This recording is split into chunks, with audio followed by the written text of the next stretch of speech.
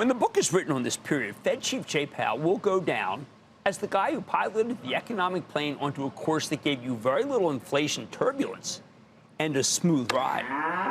Notice I didn't say a hard landing or a soft landing, which is a piece of outdated Wall Street jargon that doesn't really apply to the current moment. I'm sick of it. Powell's raised rates to play for time, drive down inflation as we got our supply chain crisis sorted out, which allows them to avoid any kind of landing at all. This morning, when Goldman Sachs took its odds from recession down from 20% to 15%, they gave you the tacit recognition that the plane's not falling from the sky.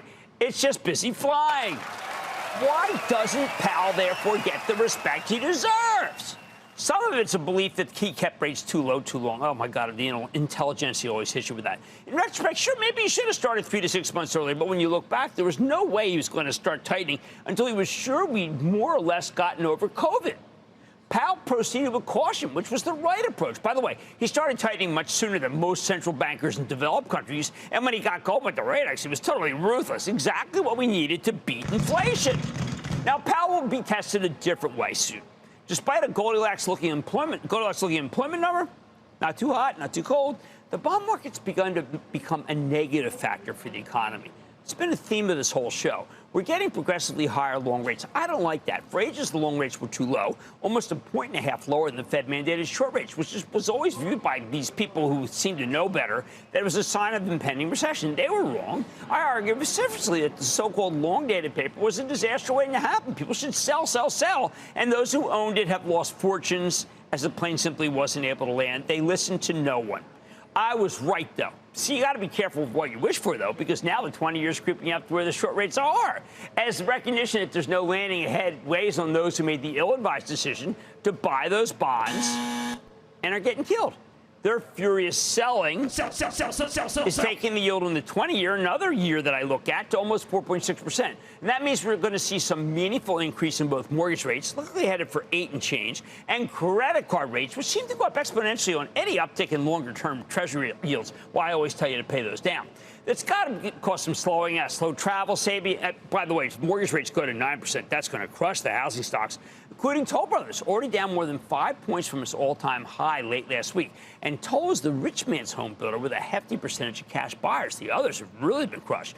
By the way, I predict huge declines in the aggregate companies, Vulcan and Martin Marietta Materials, and they were both down roughly 3% today. There are nominally infrastructure plays, of course, but they really trade on new housing projects, with the road building for these developments spurring a huge chunk of the business. Oh, and as I said at the top of the show, there is nothing worse for the industrials or transports than higher long-term rates. Now, Powell has a difficult tightrope to walk here. He needs to make housing more affordable. It's the last big inflation outlier, up some 40% since COVID hit. 40% housing costs? Wow.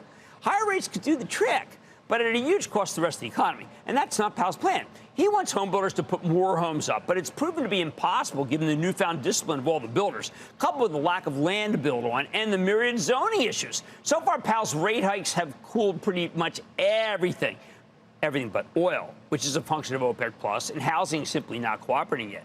As a huge fan of Powell, I'm not willing to concede that he isn't ultimately making housing costs less. We should get a glut at this pace and then a fall-off in price with some great magnitude. Oil is a function of the war in Ukraine, which is not something he can control, of course. So September is shaping up as a battle royal between Jay Powell and housing, a war he needs to win with a peace that must be lower prices while dealing with pesky energy costs at the same time. I do not envy this man.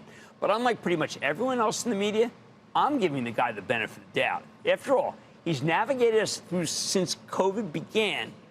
He deserves that benefit of the doubt. I like to say there's always a bull market somewhere. I promise I'll try to find it just for you right here on Mad Money. I'm Jim Cramer. See you tomorrow. Last call starts now.